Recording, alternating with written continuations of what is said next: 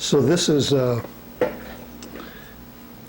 disassembly of the cross-cylinder mechanism so I can clean and re-lubricate it. The first step I do is to set the axis on 180, and then I mark the 180 position on the housing frame. What I found before I disassemble it, it's useful to see how the current lineup of the JCC mechanism is. So with this at the 180 mark, I look to see where the ball bearing lines up when it's in the straddle position. Sometimes you have to turn all the way around 180 degrees to find the ball bearing position. But as you look at here, the ball bearing is not on the 180 mark.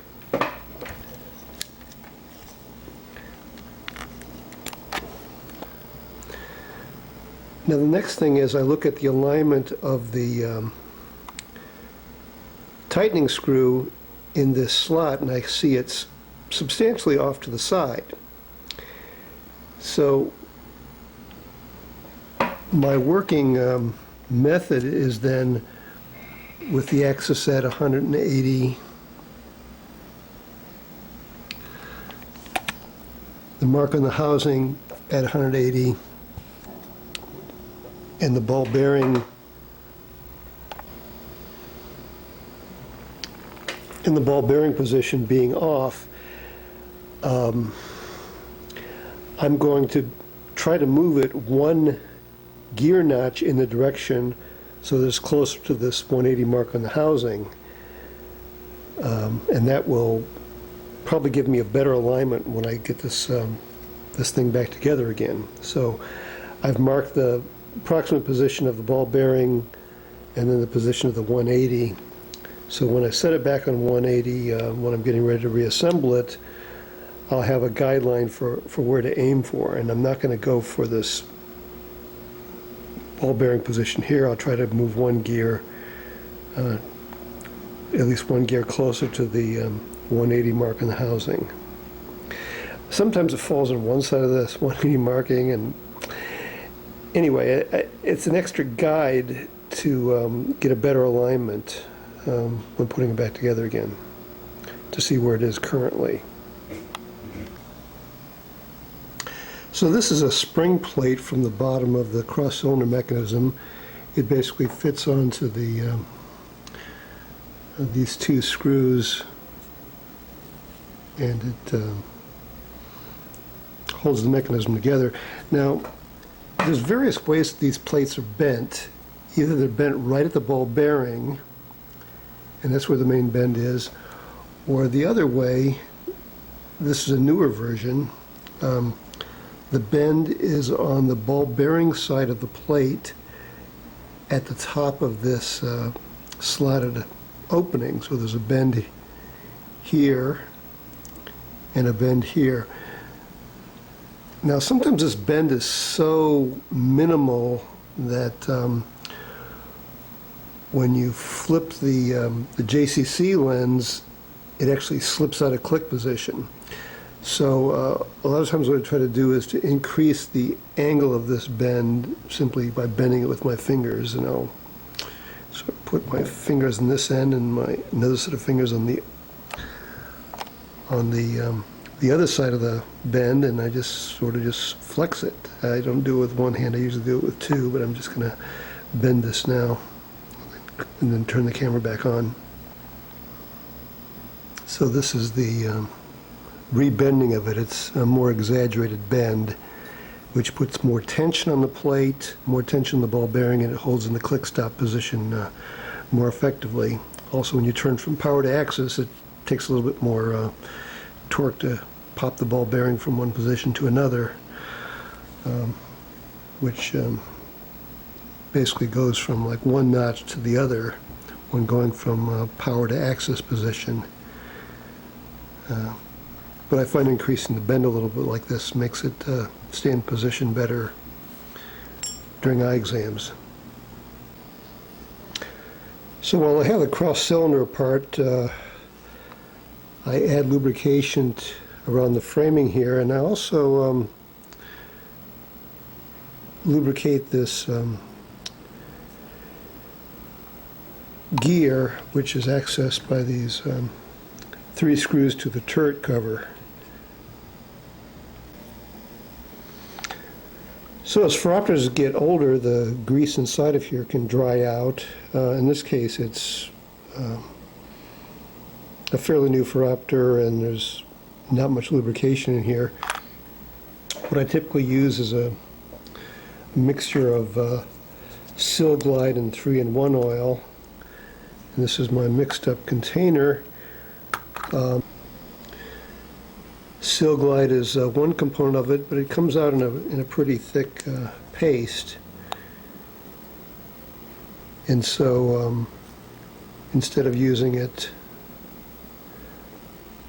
with grease this thick, I thin it out with 3-in-1 oil. So I put a bunch of the grease paste into here, dump a bunch of 3-in-1 oil in there, and whip it up with a little chopstick until I get it to sort of a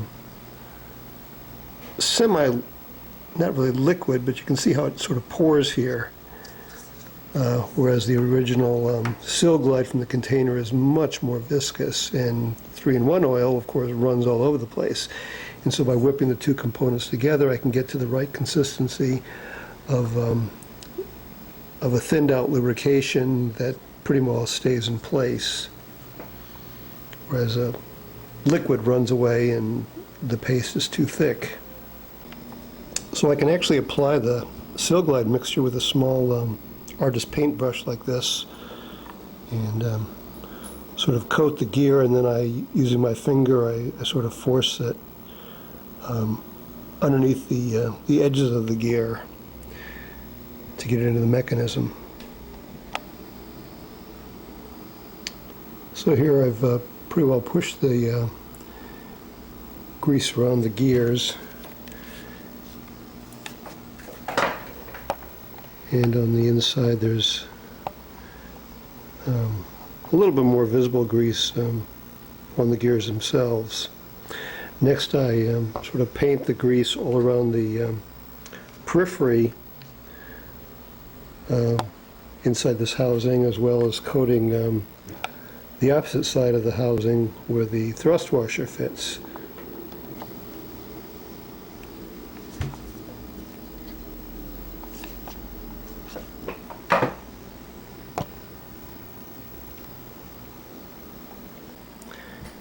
In the same story, I paint the components here with the Sil Glide mixture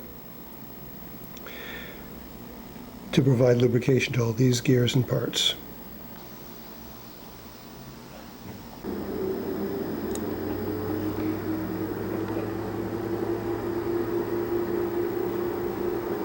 So all coated with the Sil Glide mixture, ready to be put back together again.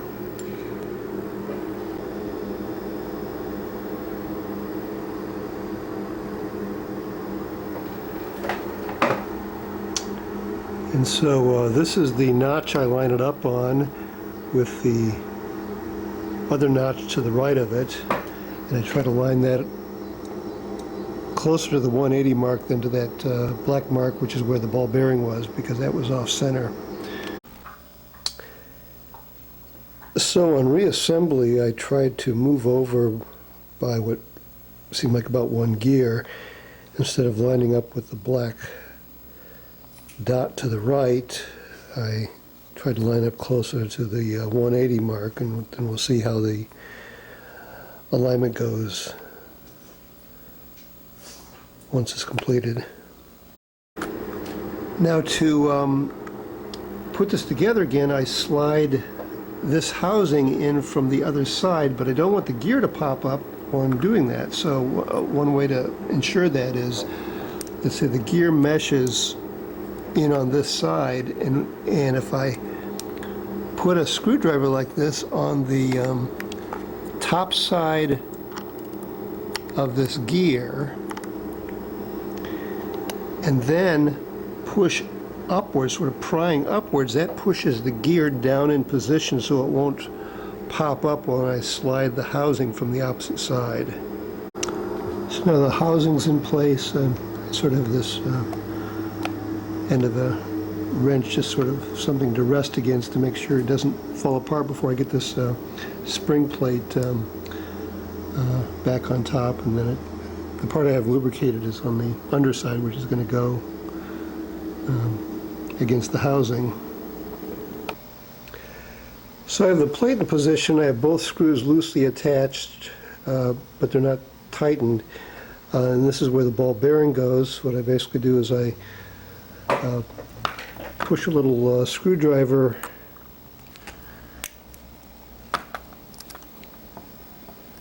at the edge of the plate to lift the plate up, and then once I get the plate lifted up, I stuff a screwdriver in that slot, and then it allows me to fit the ball bearing back in that place, and then line up and tighten up the screws and check for alignment. Okay, with the ball bearing in position, I've tightened up the screws on this spring plate pretty much in the middle on both sides, and then I'll check the alignment.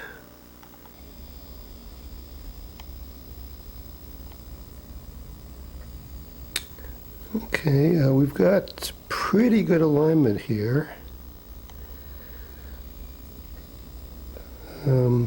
I guess if I had to split hairs, I would say that from the click stop position here, I might want to rotate ever so slightly clockwise to get a better alignment between the arrows and the dots, but not much.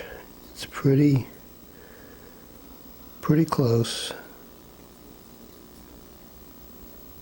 Just very little rotation clockwise, hardly at all. So on flipping the unit over, I would then try to rotate the position of the spring plate ever so slightly clockwise.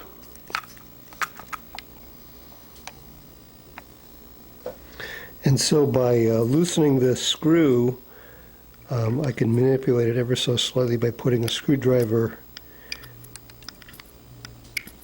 on this side of the slotted hole and move it ever so slightly clockwise. I might get it closer to a perfect alignment. Now rechecking the alignment.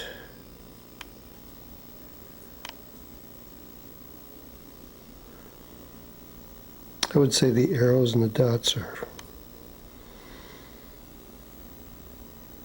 about as good an alignment as I could get. And looking at the flip side of the plate,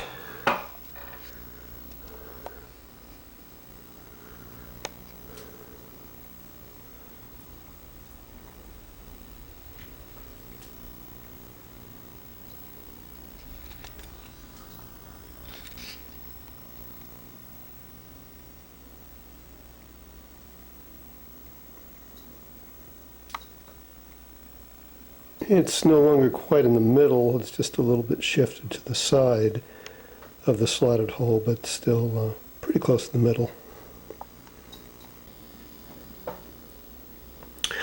Once the JCCs are reassembled, the next thing I do is to, actually with the cross cylinders reassembled, the next thing I do is to introduce 3-in-1 oil in the space between the frame and the guard, and then agitate the guard up and down, which percolates 3-in-1 oil into the grease mixture and thins it even more, which then makes this whole thing move more smoothly. And then I get a pretty good motion of the JCC mechanism, so it's moving smoothly. And then I usually, on an annual basis, I try to repeat that process to lubricate with 3-in-1 oil, and because usually the grease sort of dries out in the intervening year. But what I found is if I don't put the grease in, a lot of these new Phoroptors don't have any of the grease in the system, and what it seems like is the lubrication tends to turn to glue much faster unless there's grease in it. So it seems to still require annual maintenance to keep the JCC cross-cylinder mechanism moving smoothly.